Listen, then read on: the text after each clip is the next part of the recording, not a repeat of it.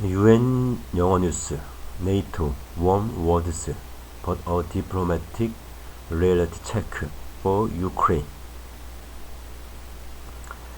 UK Prime Minister Rishi Sunak has said Ukraine belongs in NATO. Volodymyr Zelensky may or may not be a Rolling Stones fan, but after this NATO summit, he is probably familiar with their song entitled "You Can't Always Get What You Want." Ukraine's president came to Vilnius, Lithuania, with high expectations. He was looking for an assurance that his country would join NATO after the war with Russia was over. After the war with Russia was over, he wanted membership of the world's most powerful military alliance, to be a beacon of hope for his people, the ultimate peace dividend that could ensure that never again would Russian troops despoil the Ukrainian homeland. Instead, Mr. Zelensky was simply told Ukraine would be invited to become a member when allies agree and the conditions are met. So far, so non-committal. Not surprisingly, Ukraine's president hit the roof, saying it was absurd for NATO leaders not to give even so much as a timetable. The conditions, he said, were vague, and he was furious at the idea that somehow Ukraine's membership of NATO would somehow be a bargaining chip for post-war negotiations with Russia. But once President Zelensky met NATO leaders face to face, the diplomatic dust settled.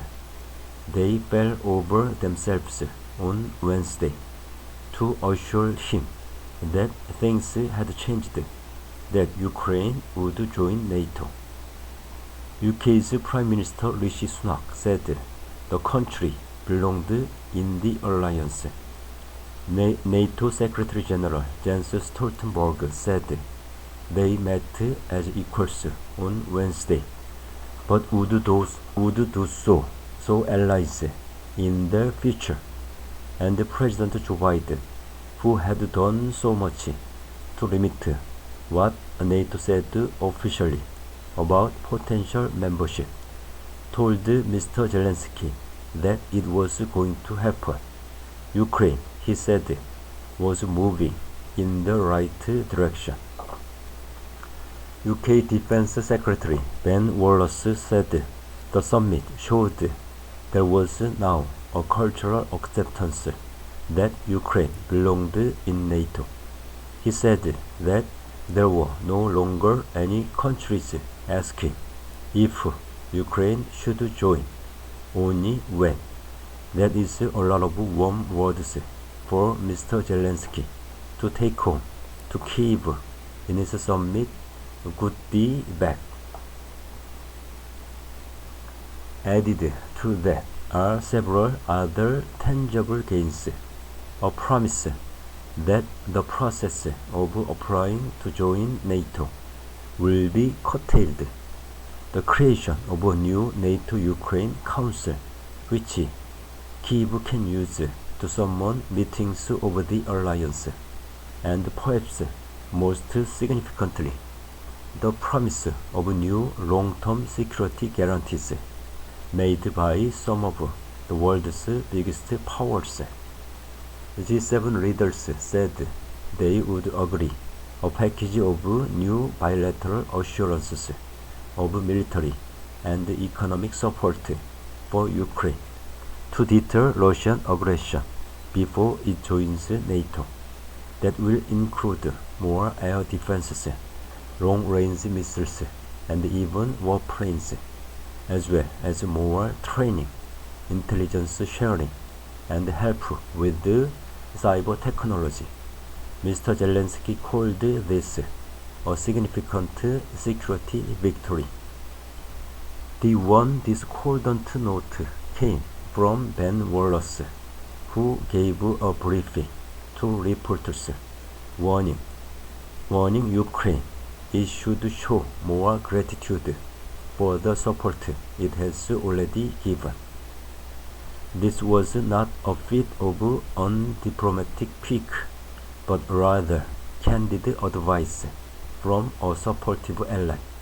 He was saying that Ukraine should do more to understand better the political pressures constraining countries giving them military aid, especially the United States, turning up in Washington with a shopping list of weapons, treating the US like a branch of Amazon was, he said, inevitably going to cause a few grumbles. Not surprisingly, this caused a bit of stir in Vilnius.